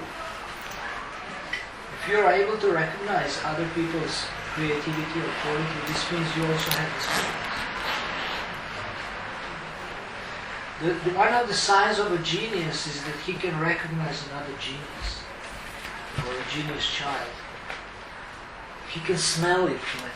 Like, this smells like a genius. He likes to do this. So with the coaching, when I come back, I don't know if all of you can come to this, but we're trying to organize with Kundalata Gita coaching sessions of presentation to tell you a little bit more. Some elements were presented here, but more about coaching. But in the coaching approach, we see people in terms of their potential, not in terms of their present behavior. And we catch people doing things right. We look for the best in people. What is the best in people? Like a pyramid explorer who looks for a treasure with a torch. We always try to find the best. So in your teamwork also, you are always looking what is the best in every team member and how we can use it to achieve our goals, work together and cooperate, help each other succeed. This kind of mindset you can develop consciously, and it will be good when you have a spouse, when you have a child. It will be good with anybody now that you are in a relation that maybe you are negative about. So you will change the perception, start to look what is good in them and let them know. I just got a letter from Peru. One senior member, a lady, she said, I said, how are you doing? She said, I'm okay, but I miss my kids. And they're already not kids anymore. 25, between 25 and 30 years old. Between 22 and 30 years old. And so I said, instead of lamenting, you can do something about the relationship. We can start investing again. And you can ask them, how can I be a better mom? She's done it today, immediately. I was really surprised she acted so quickly. She was translating almost all of my coaching sessions in Peru from Spanish. And she saw how I do it, things like that, and she liked it. She likes this Gita coaching, but she now, has an opportunity to apply these things in her life. And now this thing with children is an opportunity to apply these principles. And maybe children will be a little bit surprised. I mean, is this our mom? Who is this? She's a bit different. She's always criticizing us. Now she's asking, how can be a better mom? This is strange.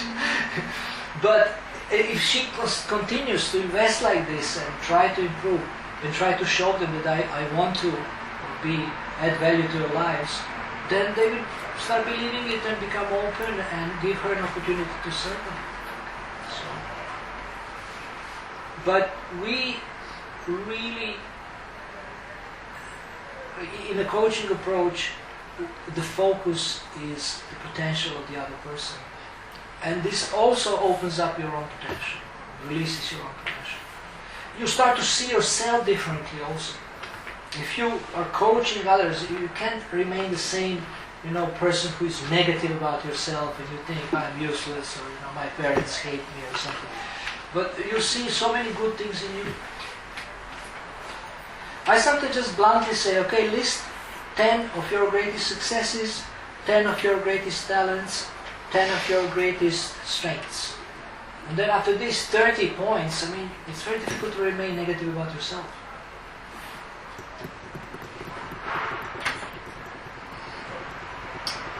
Any other comment or question?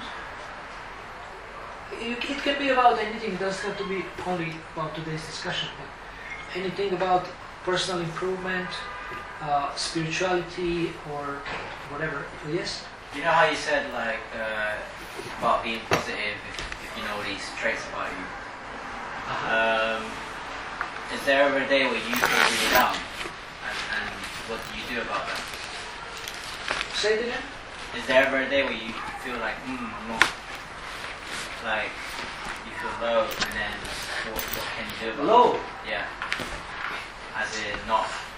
Yeah, I mean, you've seen this, you've done these 30 things. Do you know that depression is a choice? True.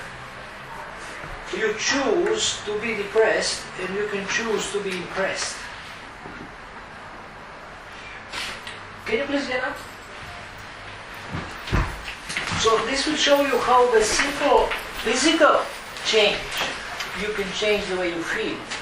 But what to speak, if you work on your mind, on your knowledge, on your paradigms or concepts, the way you think, how much you can influence the way you feel. So raise your arms.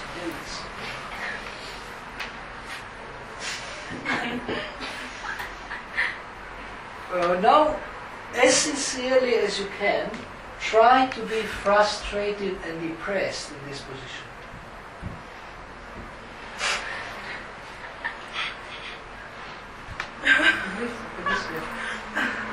depressed. Now do a very, very gentle dance like this. It's called Swami step. Yeah, keep your arms up. Try to be double depressed. I don't think it's working. Yeah, it's very difficult now. Because in this position it's difficult to be depressed. Thank you. You sit down. Well, that's good. I'm going to be doing that at work. Next one, I depressed on that. So, you know, success teachers say that motion brings emotion. The way you sit or stand, the posture, and the way you move influences the way you feel. Also, if you feel depressed, then you tend to be like this. Charlie Brown, Snoopy's friend, he said, if you really want to get pleasure out of being depressed, you have to be like this. So, you know, if you walk like this is kind of confident. Like Bush, President Bush walks like this, or Blair. So, it's very difficult. So if you simply physical change, you change the way you feel. What to speak if you work on your mind, if you get knowledge, if you understand you are a soul, you are eternal, you are originally blissful. I mean, you become like unstoppable. You become so mentally strong that nothing can shake you, basically. Right? You choose how you choose when you get angry, you choose when you are smiling, you choose your mood. You can do that. You have this power. As a spiritual being, you have this power within yourself.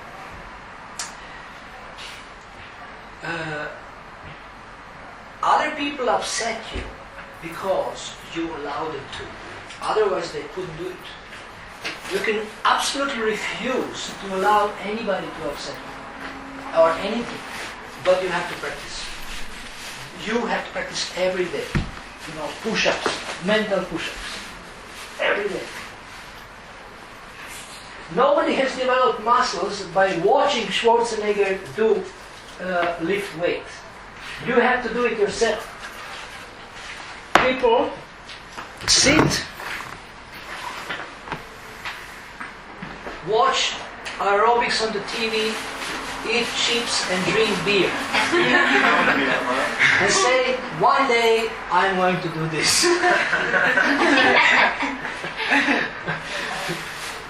So similarly, these things you have to practice every day, then you will become better at this. But if you do this, I work with a person who's almost clinically diagnosed to be depressed. And they wanted to work with me, insisted that, I said, I'm not a psychologist, I'm not a psychologist. No, I want to speak with you, okay. So I said, okay, raise your arms. He says, I'm depressed. Raise your arms. How do you feel now? I don't feel depressed anymore. So why don't you do it more often? Well, I like to be depressed. She was honest. It's just, it's a choice. So being down, being low, it's 99% is a choice. There is 1% though where you're just like, it comes at you and you don't realize it, and you're in that moment for a bit, and then it's like you don't think about taking action. God has given you self-awareness, you have to use it. Anything can come to you, but if you're aware, you can deal with it.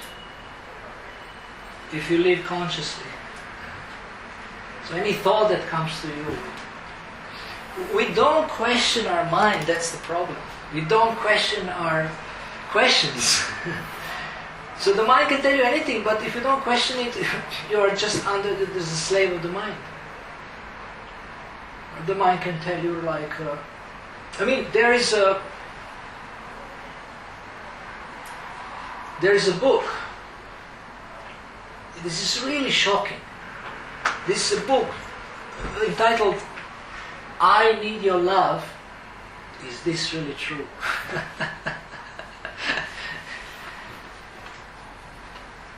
There one woman, Byron Katie, she's working with people, she's just turning their lives upside down. You know, the woman comes and says, oh, my boyfriend left me. I'm so upset. he says, so he has a few questions and one sheet exercise. She gets them to write things down. And, first question is this really true? Second question, are you absolutely sure it's true? Third question, when you think like this, how do you feel? Fourth question, who would you be without this thought? And fifth stage is turn it around now. So she says, my boyfriend needs me. She turns it around in many ways. I don't need my boyfriend's love, and things like this. And people cry and laugh, and they just see that it's all in the mind. You don't need your boyfriend in order to be happy. You're already complete. Ishopanishad said, Om Purnamadah Purnamidam. God has created us complete already. But we are always thinking, I need somebody to be happy, like a princess or a prince. I'm not against these relationships, but I'm just saying that we overly depend on other people, and it's always a huge risk. Because they can always go crazy, they can always leave you, they can always fall in love with somebody else, or they can always die.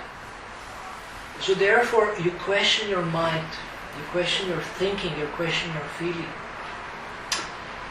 Prejudice is a big, very obvious cheating of the mind. Yes? Is it, when these things happen, is it fair to question them at the moment? Because one can say that they know that there's a likelihood of when they get in a relationship, that person could always leave them, so therefore they won't get into a relationship. Is it a case when it happened, and then you say, okay, I'm going to change my thinking around? Is that how After it happens or before? After it happens. Because technically, anyone can leave you, any relationship, so you could technically say, I'm not going to get into any relationship, I'm going to avoid all. No, you get into a relationship, but you are not too attached. And you are ready for anything. But let's say your natural disposition is to be attached to people, it's just who you are. But I'm teaching you to be a more conscious human being. Because ordinary people, they will get too attached and then suffer. But I am helping you to prevent your suffering by being more conscious of what's happening. Because anyway, this is a temporary relationship. So if you are too attached, you're going to suffer. But you become so dependent on somebody, and then they cheat you or they leave you, and this happens.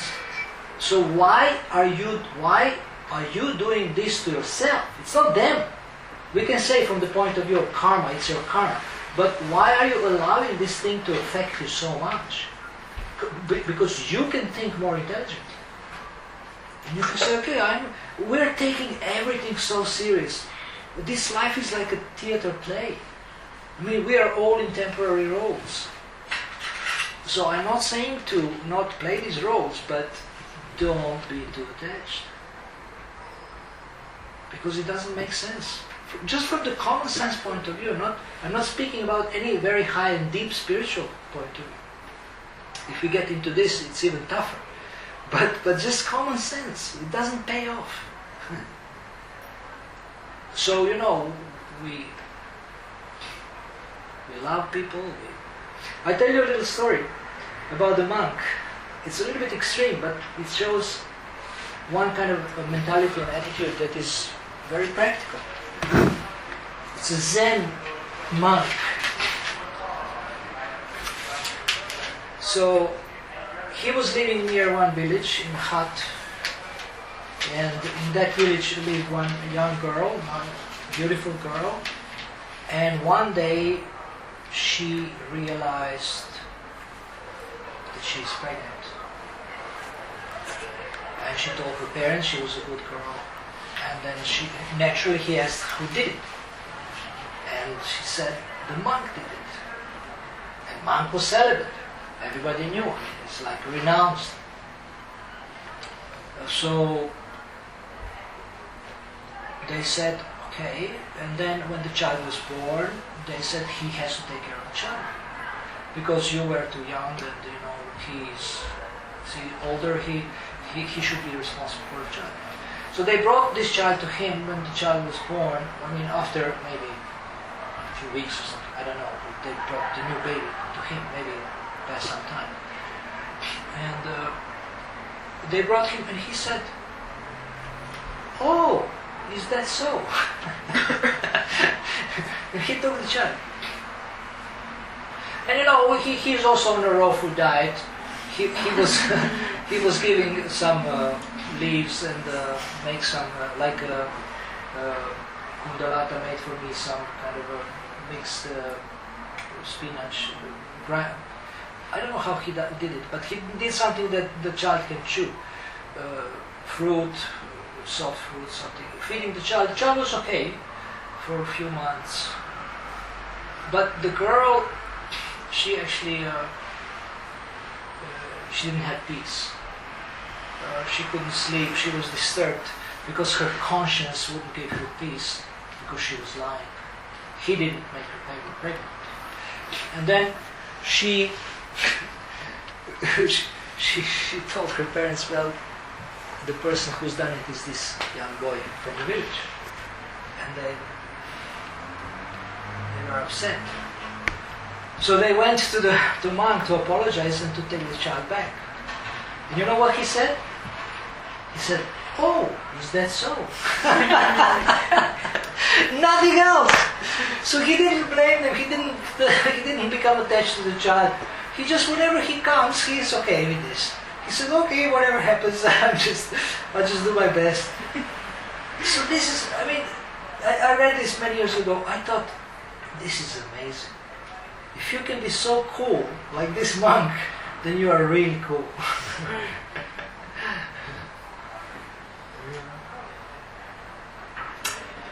Okay, anything else? Any other comment, questions? Yes? Okay. Is there any technique that you have in the mornings to wake up, to feel refreshed and to feel like to get positive and energetic for the day? You personally? Right. I'm always positive whenever I wake up, whether it's in the middle of the day or in the middle of the night or in the morning. That's not a problem. Waking up you can do with different techniques like alarm clocks, asking other people to wake you up. But one thing is that what helps is the meditation the night before. If you meditate that tomorrow I'm going to do some exciting things, I'm going to read, I'm going to learn, I'm going to do something nice for people, I'm going to, invest in my future or whatever. Make a plan for the next day and have a compelling reason to get up and to start your day strongly in a very good mood, with maybe some reading or some enlightenment, some learning, some meditation. Then every beginning of the day is exciting, and therefore you're looking forward to getting up. And you can also work in a partnership with someone with this who wants to do the same thing. So you can call each other, you can report to each other how it's going. That helps a lot. This kind of peer coaching, partnership, working on these personal goals. That can help also. Thank you. When you're saying about how we can become more detached and cool, could it be a case of developing attachment for the right things? Yes. Yeah, we always have to be attached to something. So this monk was attached to goodness. He was attached to detachment. I mean, to understanding things in a proper perspective, and to acting according to his Buddhist principles or Zen principles, being a good monk. I think he also loved people, ready to forgive also. Yeah, it's a good point. We are not only teaching detachment, actually we are teaching positive attachment. If I am telling you don't get attached to people, I'm not telling you not to love them. I'm telling you love them, but love them on the eternal platform, and love them in a way that you will benefit them long term. That by your assistance they will get eternal benefit, which goes beyond this lifetime. It's a very good point. It's not only about detachment, it's about positive and more spiritual attachment. So you're trying to say that the people that, normal, what people think of love is as more a greedy love, as is for me. This passionate love is a temporary thing. It's based more on bodily urge and bodily instinct. But deep love and deep friendship is based on trust, a deep respect, understanding of the spiritual nature of people and spiritual qualities of people, and it goes beyond this body. It's basically love between souls. Yeah. Yeah, very good point. Thank you for bringing it up.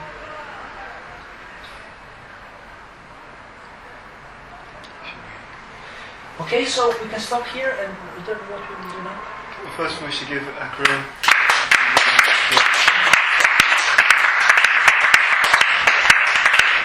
Thank you for giving such a wonderful, very deep, thought-provoking, practical seminar. What we wanted to do, because we haven't done it for a while, but we wanted to do a little bit of mantra meditation. Maybe do you have cartels? Yeah. Okay. So would you like to maybe lead the chanting for a few minutes? Okay. Thank you. Just the classic Mahmoud. Yeah, that's fine. Yeah. So. Yeah, if you have it with you, I'll play. Okay. So what we'll do is we'll just do some mantra meditations, something short, and see how we go. Yeah. Let's see how we go from there. And then we have some food, so everyone can have something to eat. I know which one you're going to use. This one. That one's not good, right? That's yeah, move that way. It's good. Okay, thank you. It's hardcore, but it's good.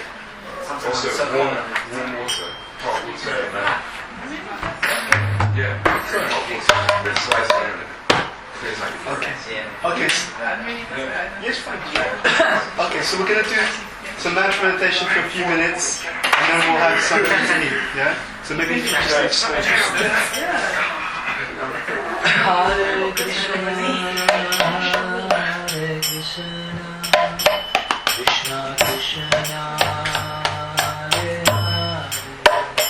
Hare Hare, Hare Rama, Hare Rama, Rama Rama, Hare Hare, Hare Krishna, Hare Krishna, Krishna Krishna, Hare Hare, Hare Rama, Hare Rama, Rama Rama, Hare Hare, Hare Krishna, Hare Krishna, Krishna Krishna, Hare Hare, Hare Rama, Hare Rama, Rama Rama, Hare Hare, Hare Krishna, Hare Krishna, Krishna Krishna, Hare Hare, Hare Rama, Hare Rama, Rama Rama, Hare Hare, Hare Krishna, Hare Krishna, Krishna Krishna, Hare Hare, Hare Rama, Hare Rama,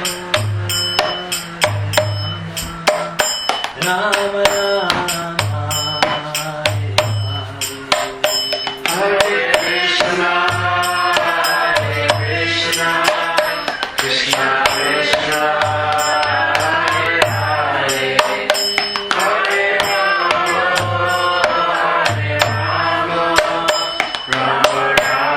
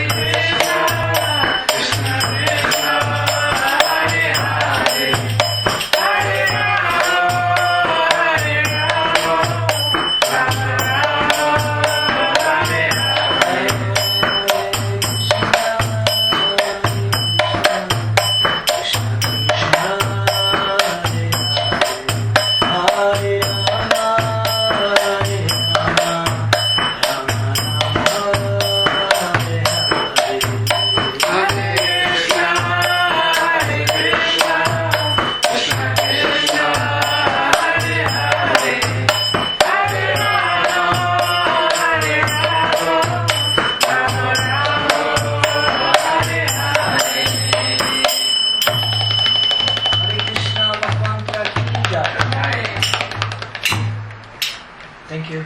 Thank you. Okay. So thank you very much, and I think it's now time to have something to eat. So still have some snacks. Oh, like a meal. Thank you. You got a nice soft voice. Yeah, I do. Soft. What? It's Your not voice like is nice and soft. instead of like That's other good brothers for who are like.